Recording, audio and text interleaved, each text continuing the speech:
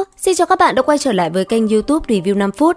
Trong đấu phá thương khung ở những tập gần đây, sau thời gian vắng bóng, suốt cuộc chúng ta đã gặp lại Tử Nghiên, bà nội nhỏ của Tiêu Viêm với bộ dáng hết sức bá đạo cùng thằng đệ hùng chiến to con với cấp bậc đấu tôn cũng chẳng thua kém.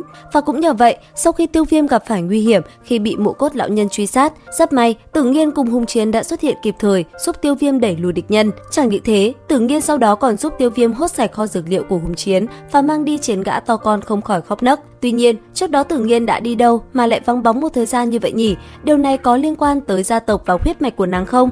Vậy thì ở video này, hãy cùng mình tìm hiểu một chút các bạn nhé! Đầu tiên, sau khi vừa tới Trung Châu, Tử Nghiên cùng Tiêu Viêm đã bị lạc mất nhau và sau đó Tử Nghiên đi theo Tiểu Y Tiên lên đường tới Đan Tháp. Tuy nhiên trong hành trình này, Tử Nghiên đã có chút cảm ứng về huyết mạch của tộc mình, vì thế cô nhóc đã nói mình phải đi về nhà rồi liền rời đi. Không lâu sau, Tử Nghiên rốt cuộc đã tìm được nơi sinh sống của tộc mình, đó chính là ở tại Long Đảo, nơi mà Long tộc hùng mạnh nhất tọa lạc. Và cũng nhờ có lần trở về này, nhờ các lão yêu quái trong tộc cho cô ăn vô số thiên tài địa bảo mà Tử Nghiên đã thăng cấp vô cùng nhanh chóng. Sau đó, khi Đan Tháp chuẩn bị bắt đầu, Tử Nghiên đã lén trốn khỏi Long Đảo để đi tìm Tiêu Viêm, kho đồ ăn ngon của mình. Và rốt cuộc ở tại bên trong đan giới, hai người rốt cuộc cũng gặp lại nhau. Lần gặp lại này, Tiêu Viêm cũng đã là đấu tông cường giả. Thế nhưng, Tử Nghiên cũng chẳng kém, phải biết rằng khi lạc mất Tiêu Viêm, Tử Nghiên mới chỉ là đấu hoàng mà thôi.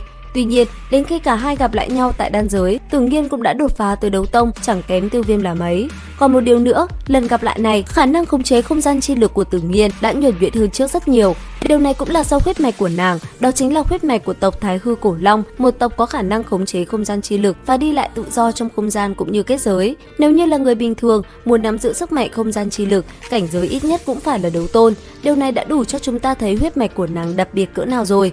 Đến khi nàng xuất hiện tại đan giới, chẳng cần phải làm gì, cô nàng đã ngay lập tức thu phục được hùng chiến, một gã đầu gấu có huyết mạch viễn cổ long hùng, có thực lực nhất tinh đấu tôn, một cách dễ dàng, chỉ bằng vài lời hứa dắt hắn đi theo. Có thể nói, Tử Nghiên lúc này đã cho chúng ta thấy sự bá đạo của nàng là như thế nào rồi đúng không? Thế nhưng vẫn chưa hết đâu. Sau khi Tiêu Viêm giành được quán quân trong cuộc chuyến luyện đan ở tại Đan Tháp, anh ấy cùng 9 người khác đã có cơ hội để thu phục Tam Thiên Diễm Viêm Hỏa. Thế nhưng, muốn thu phục được dị hỏa có năng lực bất tử, xếp thứ 9 trên dị hỏa bảng dễ như vậy sao? Câu trả lời tất nhiên là không rồi. Ngay cả 3 vị đại cự đầu của Đan Tháp cấp bậc đấu tôn còn không nhốt được nó mãi mãi và không có cách nào thu phục. Vậy thì, đám người Tiêu Viêm lấy tư cách gì để có thể dễ dàng thu phục Tam Thiên Diễm Viêm Hỏa? Sinh vật mà nếu để sổng chuồng, nó có thể phá hủy toàn bộ Đan Tháp. Nghe thôi, chúng ta đã thấy dị hỏa này bá đạo cỡ nào rồi. Ấy vậy mà theo lời Tử Nghiên, dị hỏa này với tộc của nàng chẳng khác gì con thú cưng.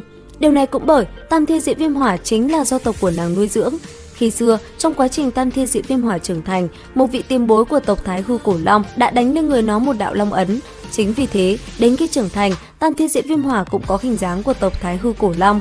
Cũng bởi điều này, hình dáng trưởng thành của nó giống với tộc Thái Hư Cổ Long là y hệt. Tuy nhiên, người đã lưu lại trên người nó một đạo long ấn là ai? Đó cũng là một dấu hỏi lớn.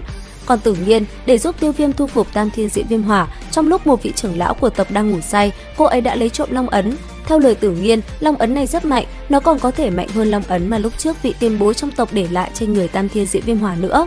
Khi đã nói cho Tiêu Viêm biết những điều này, cô mới đưa cho nam nhân kia một cái bịch ngọc.